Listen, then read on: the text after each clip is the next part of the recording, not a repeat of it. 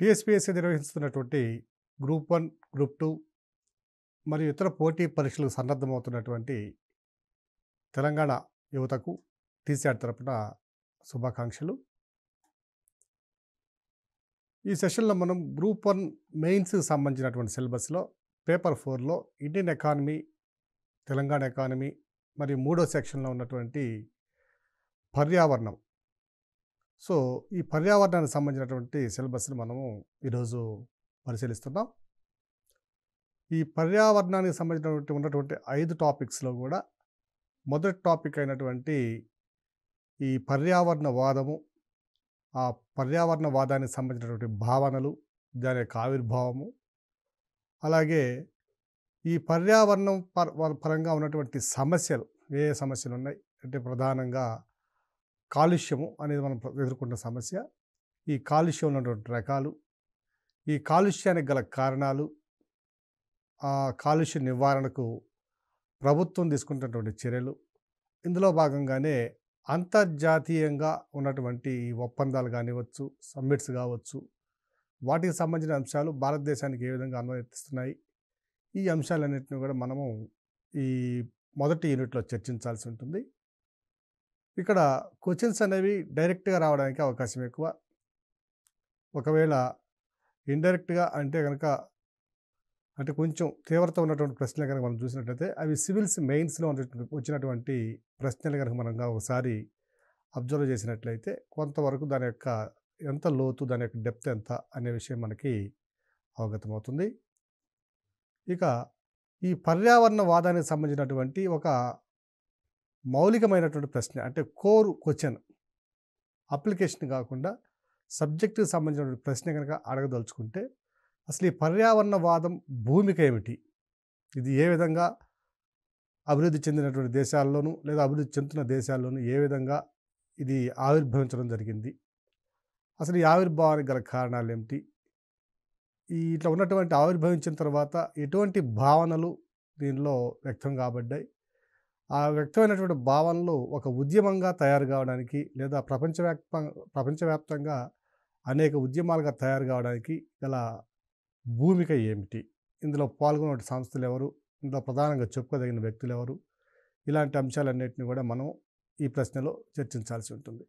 ఒకసారి కనుక పర్యావరణానికి సంబంధించినటువంటి పర్యావరణ వాదానికి సంబంధించినటువంటి ప్రశ్నను కనుక మనం మౌలికమైనటువంటి ప్రశ్న లేదా ఒక ఉదాహరణగా మాదిరి ప్రశ్నగా మనం గమనించినట్లయితే పర్యావరణవాదానికి సంబంధించిన వివిధ భావనలను తెలియజేస్తూ అందులోని వివిధ రకాల పద్ధతులు మరియు దాని యొక్క ఉద్యమాలను గురించి చర్చించండి లేదా దాని ఆవిర్భావాన్ని చర్చించండి అనే విధంగా మనకు ప్రశ్న రావడానికి అవకాశం ఉంటుంది.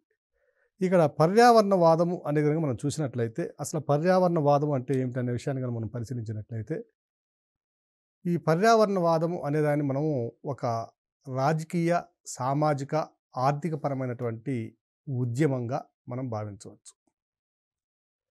ఈ ఉద్యమంలో ఉన్నటువంటి ప్రధానమైన అంశం ఏమిటంటే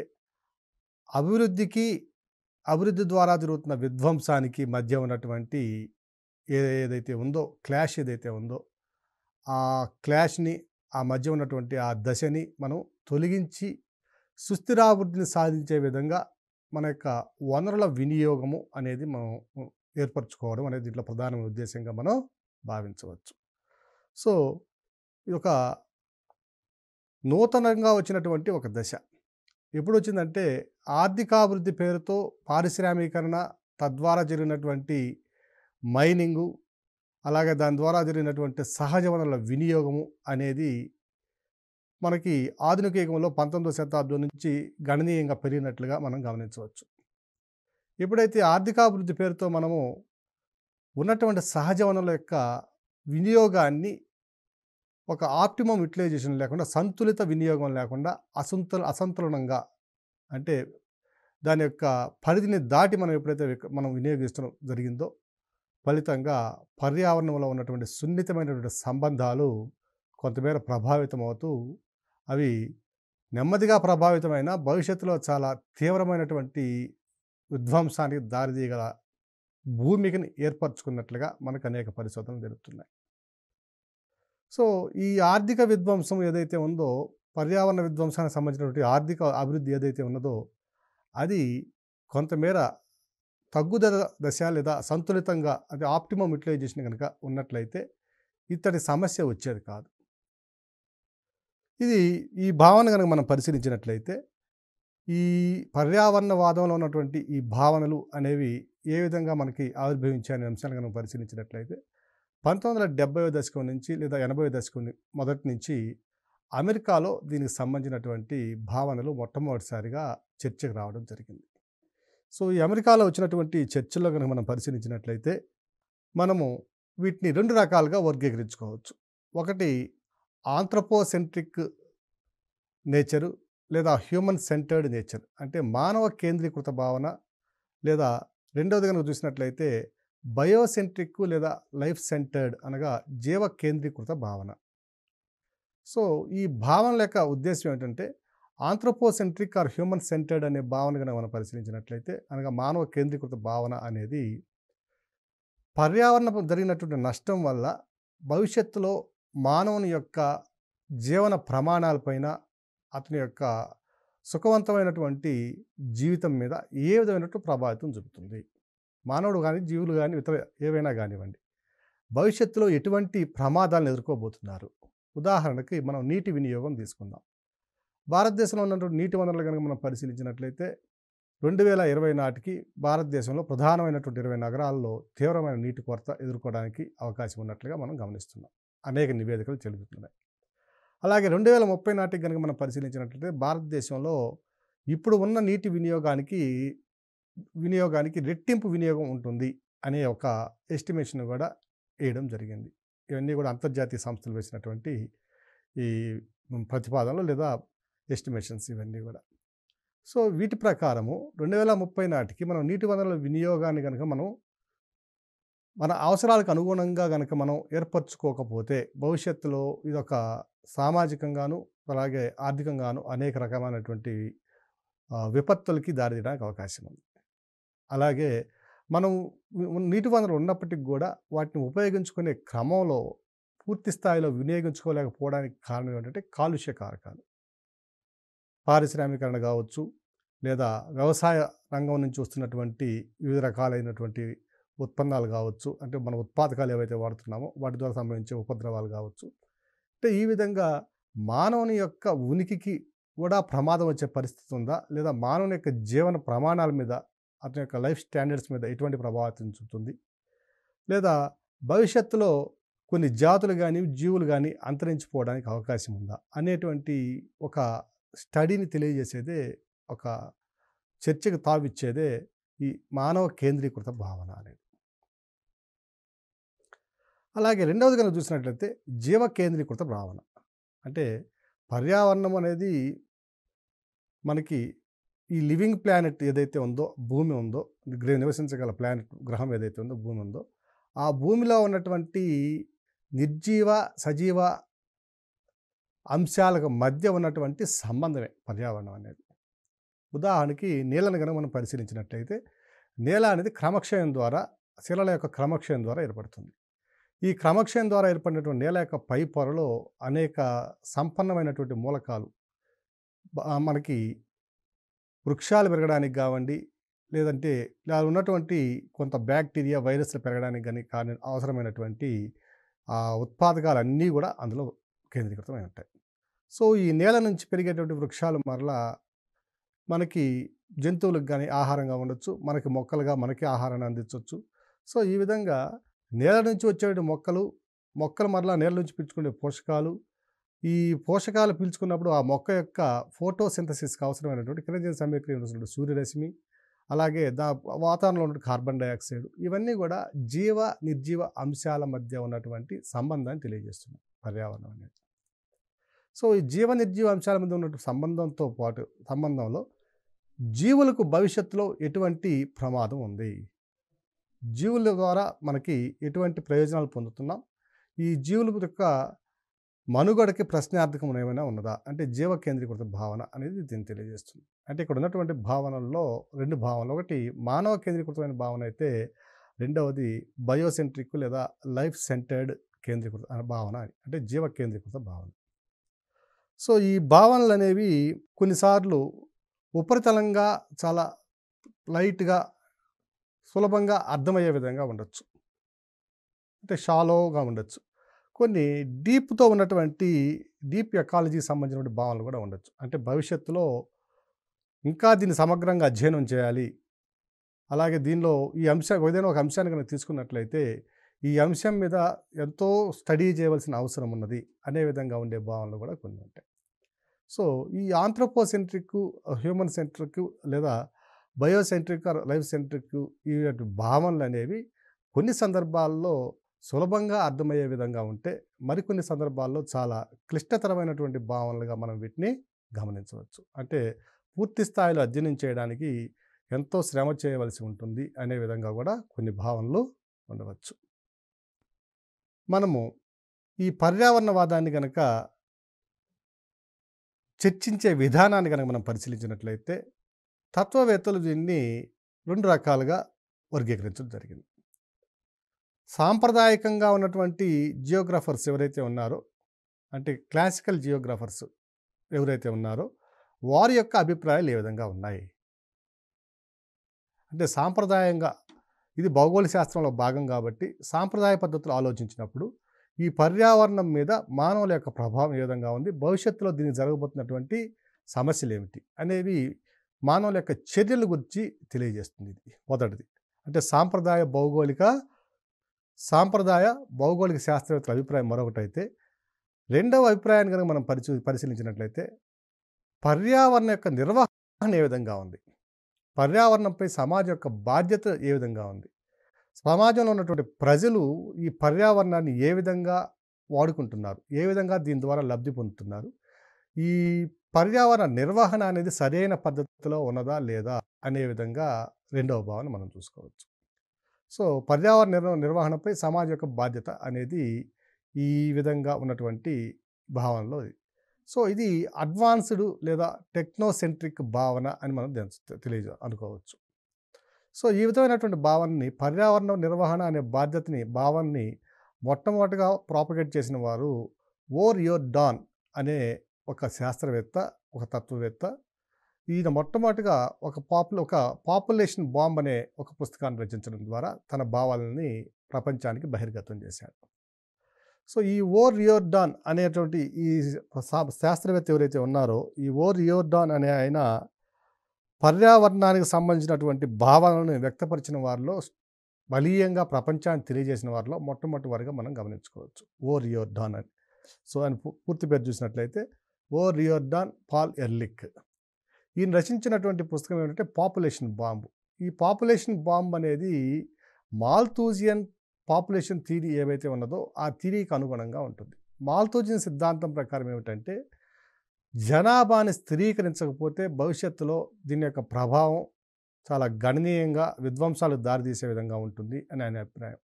సో, జనాభా స్థిరీకరణ లేనట్లయితే భవిష్యత్తులో వనరుల వినియోగము, తద్వారా మనం ఉత్పత్తి చేసేటువంటి ఆహార ధాన్యాల ఉత్పత్తి, ఇవన్నీ కూడా అంకశ్రేణిలో కనుక పెరిగినట్లయితే, జనాభా ఏమో గుణశ్రేణిలో పెరిగినట్లయితే, ఈ రెండింటికి మధ్య ఉన్నటువంటి సంబంధము చాలా దూరమైపోయి భవిష్యత్తులో ప్రజలకి ఆహార ధాన్యాల మన ఆహార ధాన్యాల సప్లై ఏదైతే ఉందో, సరఫరా ఏదైతే ఉందో, అది చాలా తీవ్రమైనటువంటి విభేదాలకు దారితీస్తుంది అని ఈయన భావన వ్యక్తం చేశాడు. సో, ఈ పాల్ ఎర్లిక్ కూడా ఆయన మాల్తూజియన్ ఏవైతే వ్యక్తపరిచిన భావాలు ఉన్నాయో, ఆ భావాలనే ఆయన కూడా గట్టిగా సమర్థిస్తూ, జనాభా విస్ఫోటనం అనేది భవిష్యత్తులో పర్యావరణంలో చాలా తీవ్రమైనటువంటి మార్పులకి దారితీస్తుంది. వనరుల వినియోగం జనాభా అవసరాలకి అనుగుణంగా జరుగుతుండడం, ఆ వనరుల వినియోగం ప్రక్రియలో అసంబద్ధమైనటువంటి వినియోగం వల్ల, అంటే ఆప్టిమమ్ యుటిలైజేషన్ లేకపోవడం వల్ల, సంతులిత వినియోగం లేకపోవడం వల్ల ఈ వనరుల వినియోగం తీవ్రతరమై భవిష్యత్తులో అనేక ఆవరణ వ్యవస్థలు ప్రమాదంలో పడడానికి అవకాశం ఉందని మొట్టమొదటిసారిగా హెచ్చరించడం జరిగింది.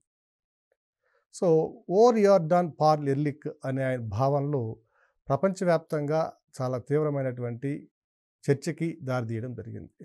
దీని తర్వాత కనుక చూసినట్లయితే మరొక శాస్త్రవేత్త రేచల్ కార్సన్ అనే ఆయన మొట్టమొదటిసారిగా ది సైలెంట్ స్ప్రింగ్స్ అనే తన రచన ద్వారా తన యొక్క బుక్ ద్వారా వ్యవసాయ రంగంలో ఉన్నటువంటి ప్రక్రియలు ఏవైతే ఉన్నాయో, ఆ వ్యవసాయ రంగంలో జరుగుతున్నటువంటి ఆ ప్రక్రియల ద్వారా భవిష్యత్తులో సహజ వనరుల పైన, మన ఆవరణ వ్యవస్థల పైన ఎటువంటి ప్రభావం చూపుతుంది అనే ఒక అంశాన్ని కూడా చాలా తీవ్రంగా నేను పరిశీలించడం జరిగింది.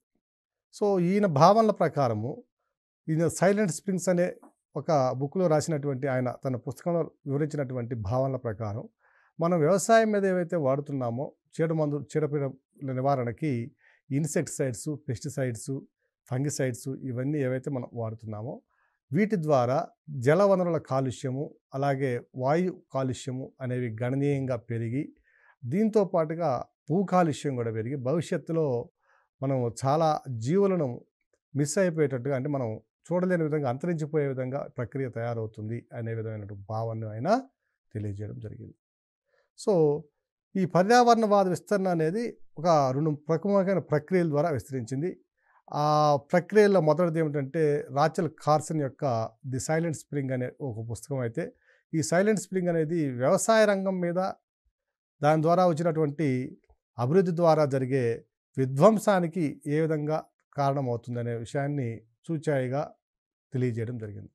సో, ఇక మరలా రెండోది గనక అంశం గనక, రెండో ప్రక్రియ గనక చూసినట్లయితే, సుస్థిరాభివృద్ధిపై ఎటువంటి ప్రభావం భవిష్యత్తులో ఉంటుంది, హ్యూమన్ యాక్టివిటీస్ ఏవైతే ఉన్నాయో, ఈ మానవుని యొక్క చర్యల వల్ల, అభివృద్ధి పేరుతో జరుగుతున్నటువంటి ఈ వనరుల అధిక వినియోగం వల్ల మనకి భవిష్యత్తులో అసలు సుస్థిరాభివృద్ధి అనేది ఉంటుందా, ఉండదా అనే అంశం మీద కూడా చాలా చర్చకు రావడం జరిగింది. దీనికన్నా మనం పరిశీలించినట్లయితే, 'the club of Rome' headed by Dennis meadows అనే క్లబ్ ఏదైతే ఉందో, ఈ రోమ్లో ఉన్నటువంటి 'ది క్లబ్ ఆఫ్ రోమ్' అనే ఏదైతే ఉందో, దాని యొక్క దాన్ని అధిపతి ఎవరైతే ఉన్నారో డెన్నిస్ మిడోస్ అనేటటువంటి ఆయన యొక్క అభిప్రాయాల ప్రకారము, ఈ భవిష్యత్తులో మానవుని యొక్క రుణాత్మకమైనటువంటి ప్రభావాలు ప్రపంచంలో ఉన్నటువంటి సుస్థిరాభివృద్ధిని గణనీయంగా ప్రభావితం చేయబోతున్నాయి అనే విధంగా ప్రోపగేట్ చేసినటువంటి ఈ భావన మరలా ప్రపంచవ్యాప్తంగా చర్చనీయాంశమైంది.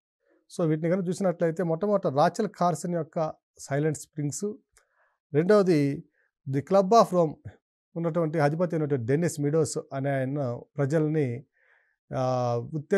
వాళ్ళని ఆలోచనా పదం వైపు నడపడంలో చూసిన ప్రభావము, ఈ 2 ప్రక్రియల ద్వారా ప్రపంచవ్యాప్తంగా ఉన్నటువంటి పర్యావరణం మీద జరుగుతున్నటువంటి ఏవైతే నెగటివ్ ఇంపాక్ట్స్ ఏవైతే ఉన్నాయో, రుణాత్మకమైన ప్రభావాలు ఏవైతే ఉన్నాయో, వాటిని వెలుగులోకి తీసుకురావడం ద్వారా ప్రపంచవ్యాప్తం అంతా కూడా ఈ పర్యావరణవాదానికి ఒక రాడికల్గా ఒక భావన అనేది ప్రజల్లోకి వెళ్ళడం జరిగింది.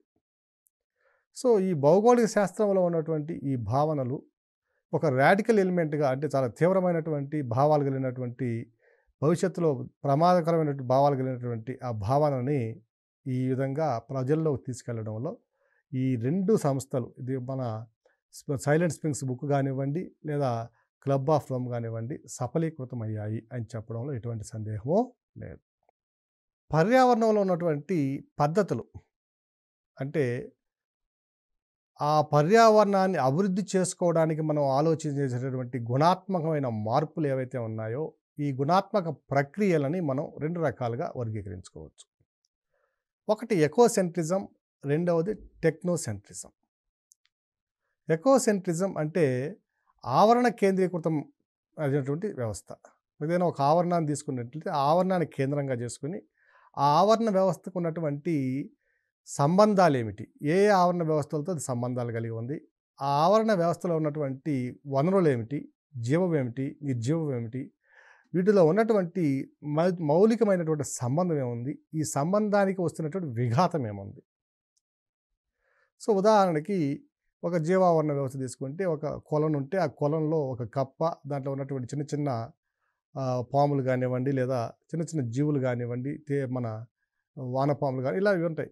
ఈ కప్పకి ఏవైతే ఆహారంగా ఉన్నాయో, ఆ ఆహారానికి సంబంధించినటువంటి వనరులు ఏవైతే ఉన్నాయో, ఆ వనరులకు ఎటువంటి సమస్యలు వస్తున్నాయి, జల కాలుష్యం వల్ల సమస్య వస్తుందా, జల కాలుష్యం వల్ల వస్తుంటే ఎటువంటి కెమికల్స్ ఈ జలావరణంలో కలుస్తున్నాయి, ఆ కెమికల్స్ వలన ఉన్నటువంటి కింద పోషణ స్థాయిలో ఉన్నటువంటి ఏవైతే ఉన్నాయో వనరులు ఉన్నాయో, అవి భవిష్యత్తులో గానివ్వండి, మరి ఎప్పుడైనా గాని అంతరించిపోవడానికి అవకాశం ఉందా?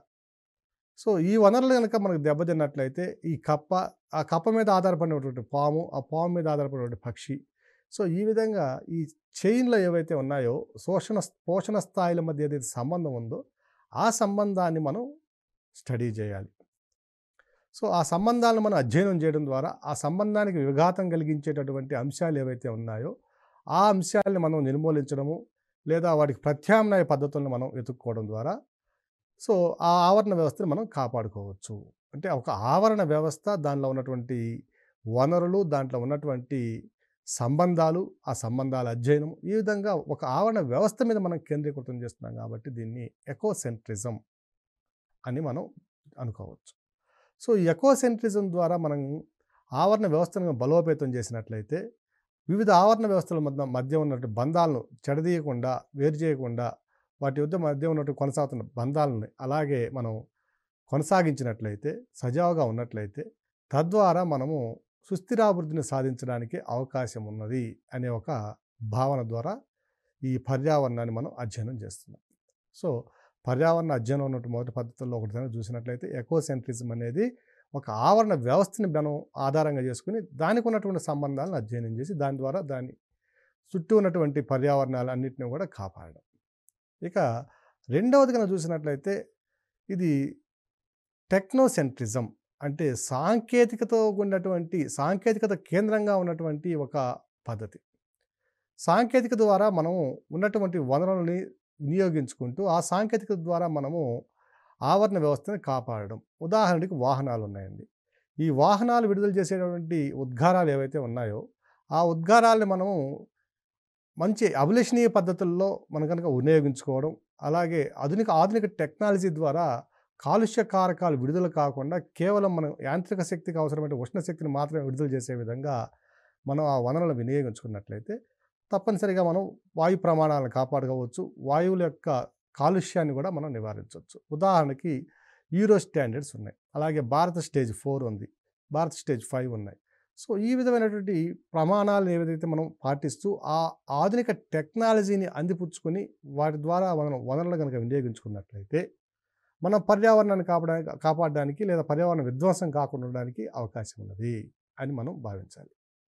సో, ఈ విధంగా పర్యావరణ పరిరక్షణ అనే దాంట్లో అధ్యయనం చేయడంలో గానివ్వండి, దాన్ని నిర్వర్తించడంలో గానివ్వండి, ఉన్నటువంటి భావనలు గనక మనం పరిశీలించినట్లయితే అది ఎకోసెంట్రిజం ఒక భావన అయితే, టెక్నోసెంట్రిజం అనేది ఒక భావన. మనం ప్రస్తుతం గనక ప్రపంచవ్యాప్తంగా చూస్తున్నట్లయితే ఈ భావనల్లో ఏ భావనను మనము వినియోగిస్తున్నాం, ఏ భావన మనం ఫాలో అవుతున్నామంటే చాలా సందర్భాల్లో రెండింటిని మిక్స్ చేసి, రెండిటి కలయిక ద్వారా మనం మన ప్రయాణాన్ని కొనసాగిస్తున్నాం. ఉదాహరణకి ఎకోసెంట్రిజం అన్నప్పుడు, ఎకోసెంట్రిజం కోసం మనం ఏం చేస్తున్నామంటే, ఏదైనా ఒక అటవీ ప్రాంతం తీసుకున్నామనుకోండి, అటవీ ప్రాంతాన్ని మనం ఒక వైల్డ్ లైఫ్ శాంక్చురీ గానో, అంటే అభయారణ్యం గానో, లేదా బయోస్పియర్ రిజర్వ్ గానో, ఈ విధంగా మనం ప్రకటించుకొని, అందులో ఉన్నటువంటి జీవావరణ వ్యవస్థల మధ్య ఉన్నటువంటి సున్నితమైనటువంటి సంబంధాలని పరిరక్షిస్తూ, వాటిని విడిపోనివ్వకుండా మనం మన ఆర్థిక అవసరాలను కూడా తీర్చుకుంటూ ఉన్నాం.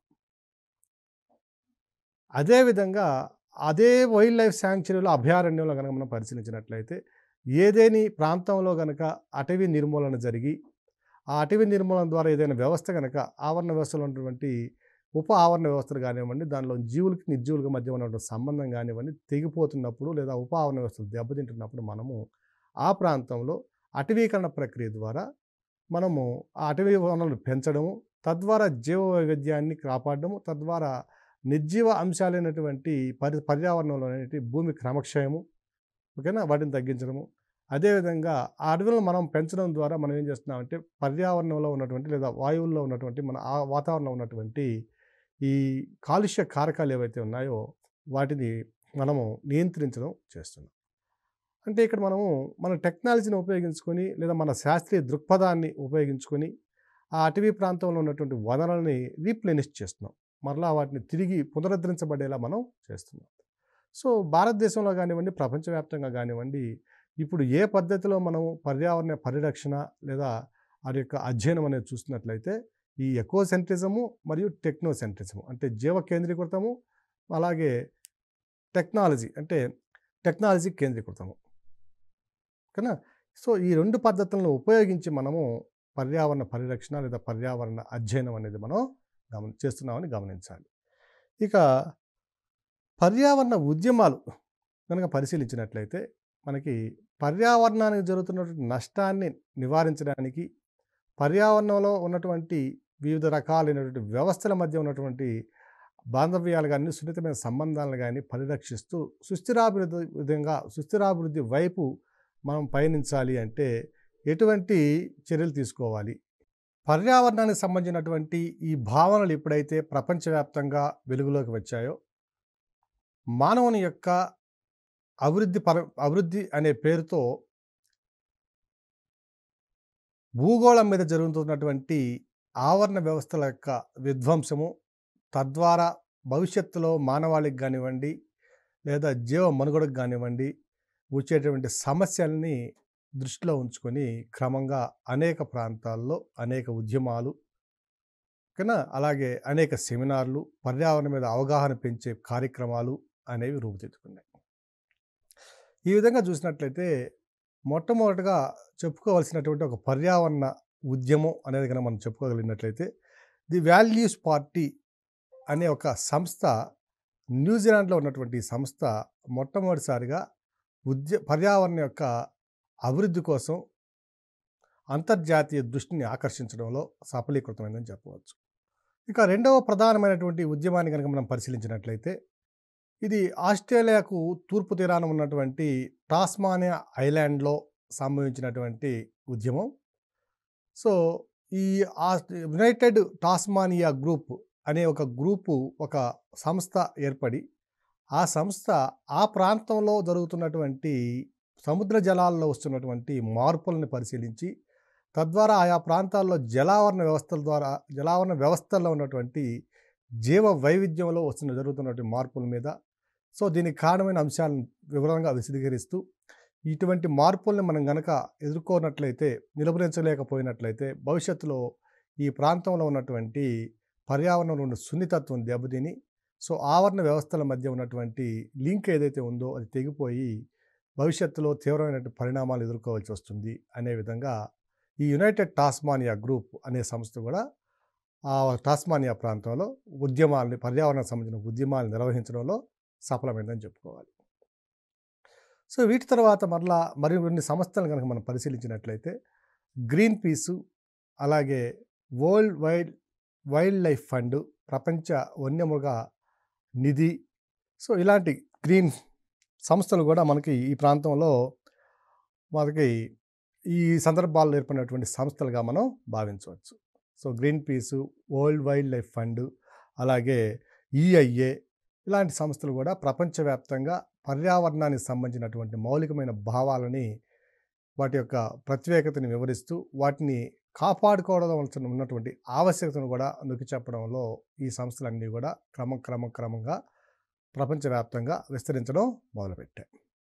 ఇక ఈ పర్యావరణవాదానికి సంబంధించినటువంటి అంశాలపై మొట్టమొదటిసారిగా ఒక అసెంబ్లీలో, ఒక లెజిస్లేటివ్ అంటే రూల్స్ ప్రకారం ఒక అసెంబ్లీలో ఒక తీర్మానాన్ని చేసి, దానికంటూ ఒక ప్రత్యేకమైనటువంటి ఒక డిపార్ట్మెంట్ను ఏర్పరిచినటువంటి, ఒక శాఖను ఏర్పరిచినటువంటి ప్రభుత్వాన్ని కనుక మనం పరిశీలించినట్లయితే 1979లోనే స్విట్జర్లాండు మొదటిసారిగా ప్రపంచంలోనే అసెంబ్లీలో ఒక పర్యావరణ రక్షణకు సంబంధించినటువంటి ఒక శాఖను కూడా నెలకొల్పి, వారి దేశంలో పర్యావరణ పరిరక్షణకు తీసుకోవాల్సిన చర్యలు, అలాగే చట్టాలను రూపొందించే పని కూడా మనం మొట్టమొదటిసారిగా ఇక్కడ ప్రారంభమైనట్టుగా మనం గమనించవచ్చు. ఇక మనం అనుకున్నట్టుగా friends of the earth, green peas, world wild life fund ఇవన్నీ కూడా తద్వారా అనేక క్రమంలో 1980 దశకం నుంచి క్రమంగా ఏర్పడుతూ వచ్చినటువంటి సంస్థలుగా మనం గమనించవచ్చు. సో ఈ విధమైనటువంటి భావనల్ని అభివృద్ధి చేయడంలోనూ, ఉద్యమాలను ఏర్పాటు చేయడంలోనూ ప్రపంచవ్యాప్తంగా పరిశీలించినట్లయితే మనం ప్రస్తుతము అనేక రకాలైనటువంటి ఒప్పందాలను ఏర్పరచుకొని ఉదాహరణకు క్యోటో ప్రోటోకాలు, మాంట్రియల్ ప్రోటోకాలు, అలాగే ప్యారిస్ సమ్మిట్టు, బాలి సమ్మిట్టు, అలాగే వీటి ద్వారా వచ్చినటువంటి అనేక సంస్థలు కానివ్వండి, అలాగే యునెస్కో వచ్చి వరల్డ్ హెరిటేజ్ సైట్స్ని గుర్తించి వాటిని పరిరక్షించడం. సో ఈ విధంగా ప్రపంచవ్యాప్తంగా ఈ పర్యావరణ పరిరక్షణకి అనేక రకాలైనటువంటి సంస్థలు, అంతర్జాతీయ సంస్థలు, అలాగే ఆ అంతర్జాతీయ సంస్థలతో పాటుగా అంతర్జాతీయంగా తీసుకున్నటువంటి ఒప్పందాలు, ఆ ఒప్పందాలకు అనుగుణంగా ఆయా దేశాల్లో చేసినటువంటి చట్టాలు, ఇలా ఒక క్లిష్టమైనటువంటి వ్యవస్థగా కూడా దీన్ని మనం ఈ పర్యావరణవాదం తయారైంది అని మనం చెప్పుకోవచ్చు.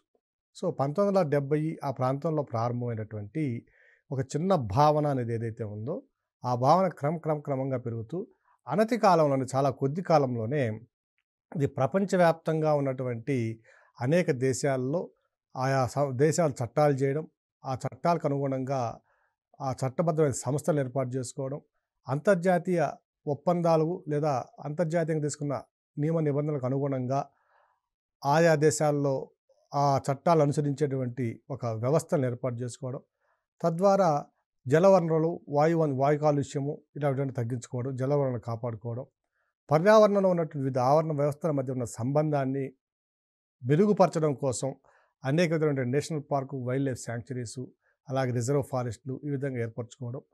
సో ఇదన్నీ కనుక గమనించినట్లయితే మనకి ఒక విషయం తేటతెల్లమవుతుంది ఇక్కడ. భవిష్యత్తులో గనక ఈ పర్యావరణవాదాన్ని గనక మనం మరిచి, లేదా పర్యావరణం జరుగుతున్న విధ్వంసాన్ని మనం గనక ఆపలేకపోయినట్లయితే, అనతి కాలంలోనే జీవావరణ వ్యవస్థలో ఉన్నటువంటి జీవులు అనేకం కనుమరుగైపోయి, ఇప్పటికే చాలా వరకు ఎండమిక్ స్పీసీస్ అంటే స్థానియ జాతులు ఏవైతే ఉన్నాయో అవన్నీ కూడా చాలా వరకు కనుమరుగైపోయిన పరిస్థితి మనం చూడొచ్చు.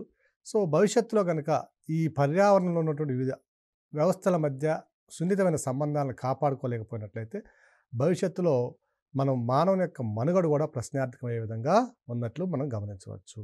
సో అభివృద్ధి పేరుతో జరుగుతున్న విధ్వంసాన్ని ఆపడానికి తీసుకోవాల్సిన చర్యలు ఏమిటంటే, ప్రధానంగా మనం వనరుల యొక్క సద్వినియోగం, తద్వారా అభిలషణీయ పద్ధతిలో అందరికీ అందేలా ఆ వనరుల లభ్యతను మనం చూసుకోవడం, వీటికన్నిటికంటే ముఖ్యమైన అంశం కనుక పరిశీలించండి జనాభాను నియంత్రించుకోవడం.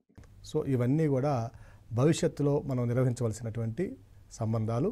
వీటన్నిటిని కనుక కాపాడుకోగలిగినట్లయితే భవిష్యత్తులో ఈ పర్యావరణము అనే భావన చాలా బలమైనటువంటి భావనగా, పర్యావరణ మిత్రంగా మనము దీన్ని చూడగలం.